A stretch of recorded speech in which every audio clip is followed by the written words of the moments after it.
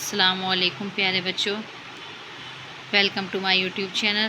آج ہم آپ کو پڑھائیں گے سبق نمبر 11، 3 مچھلیاں، 3 فش۔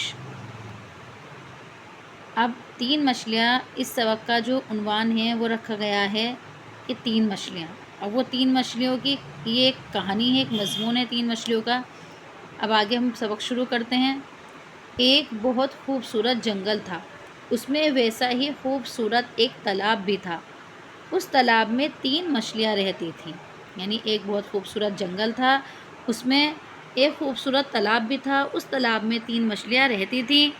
تینوں کے کردار الگ الگ تھے، تینوں کے کردار الگ الگ تھے۔ پہلی کے سامنے اگر کوئی الجھن ہوتی، یعنی جو پہلی مچھلی تھی، اگر اس کے سامنے کوئی الجھن ہوتی تو فوراً ہی اسے سلجھانے کی کوشش کرتی، کسی کا انتظار نہیں دیکھتی تھی۔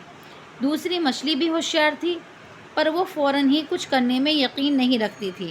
وہ سوچتی تھی کہ وقت پر جیسا ہوگا ویسا ہی کر لیا جائے گا، ابھی سے کیوں پریشان ہوا جائے۔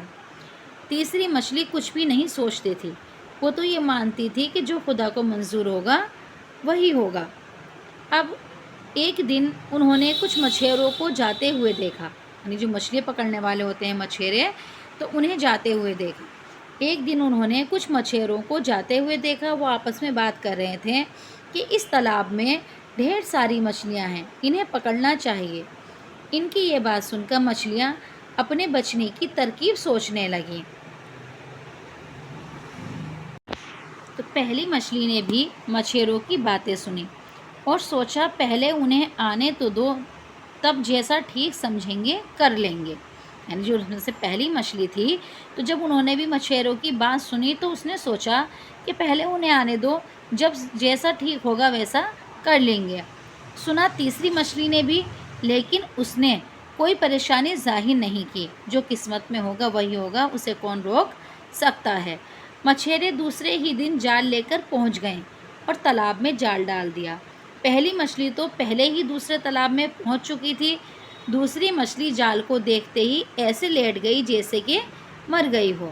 مچھیروں نے اسے دیکھ کر سچ مچ مرا ہوا سمجھ لیا اور اٹھا کر ایک طرف پھینک دیا۔ دوسری مچھلی کو موقع مل گیا اور وہ بھی چپکے سے بہتے ہوئے پانی کی دھار میں کود گئی اور دوسرے تالاب میں پہنچ گئی۔ تیسری مچھلی نے نہ کچھ سوچا نہ کچھ کیا، وہ جال میں پھنس گئی اور تڑپ تڑپ کر مر گئی۔ تو پیارے بچوں، اس کہانی سے ہمیں سبق ملتا ہے کہ ہمیں ہر کام کیا ہے سوچ سمجھ کر کرنا چاہیے، تاکہ ہم آنے والی پریشانی سے بچ سکیں۔ تو امید ہے پیارے بچوں کہ آج کا سبق آپ کی سمجھ میں آیا ہوگا۔ السلام علیکم۔